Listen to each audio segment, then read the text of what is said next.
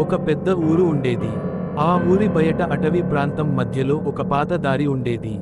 ఆ దారిని అందరూ భూతాల దారి అని పిలిచేవారు. ఎందుకంటే ఆ దారిలో ఎవరు అడుగుపెట్టినా తిరిగి ఊరికి రారని భయంకరమైన కథలు ప్రచారంలో ఉండేవి. పగలే ఎవ్వరూ అక్కడికి వెళ్లేందుకు సాహసం చేయరు. రాత్రి అయితే ఆ దారి దగ్గర కూడా ఎవరూ వెళ్లరు. ఆ ఊరిలో రాణి అనే ఒక అమ్మాయి ఉండేది. ఆమెకు వింతల మీద, రహస్యాల మీద చాలా ఆసక్తి. చిన్నప్పటి నుంచే ఆ దారిపై ఉన్న కథలు విని విని ఆమె మనసులో ఒక అనుమానం పెరిగింది. అది నిజంగానే భూతాల దారేనా? లేక ఊరి వాళ్ళు భయపెట్టి కల్పించిన కథలా అని. ఒకరోజు వర్షం పడుతున్న రాత్రి, గాలులు గుసగుసలాడుతున్నాయి. మెరుపులు మెరుస్తున్నాయి. రాణి ఆ రహస్యం బయట పెట్టాలని నిర్ణయించుకుంది. చేతిలో ఒక చిన్న లాంతరు పట్టుకొని, గుండెల్లో ధైర్యం నింపుకొని, ఆ దారి వైపు నడక మొదలెట్టింది. ఆ దారిలో అడుగుపెట్టగానే చలిగాలులు ఆమెను తాకాయి. పక్షులు ఒక్కసారిగా కేకలు వేసి ఎగిరిపోయాయి. చెట్ల నీడలు భయంకరంగా కదులుతున్నాయి.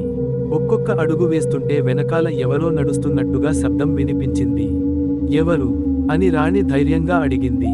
కానీ సమాధానం రాలేదు. ఒక్కసారిగా దారి పక్కన ఓ నీడ కనిపించింది.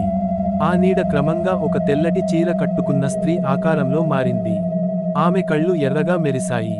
చల్లటి గాలి వీస్తూ రాణి లాంతరు ఆరిపోయింది. చీకటిలో ఆ భూతం గళం వినిపించింది. ఈ దారిలోకి అడుగుపెట్టినవారు మళ్ళీ ఊరికి తిరిగి వెళ్లరు.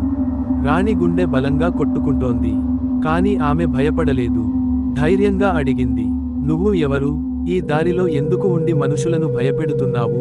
అప్పుడు ఆ భూతం కన్నీళ్లు కార్చుతూ చెప్పింది, నేను కూడా ఒకప్పుడు ఈ ఊరిలోనే పుట్టిన అమ్మాయిని.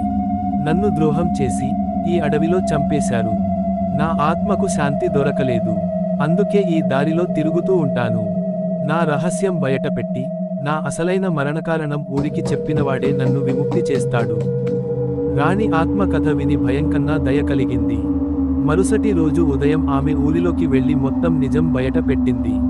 ఊరికి నిజం తెలిసి, ఆ అమ్మాయి ఆత్మకు పూజలు చేసి విముక్తి కలిగించారు. ఆ రోజు నుంచి ఆ దారి మళ్లీ సాధారణ దారిగా మారింది. రాణి ధైర్యం వల్లే ఆ ఊరి రహస్యం బయటపడింది. ఈ వీడియో నచ్చినట్టయితే దయచేసి లైక్ చేసి సబ్స్క్రైబ్ చేసుకోండి.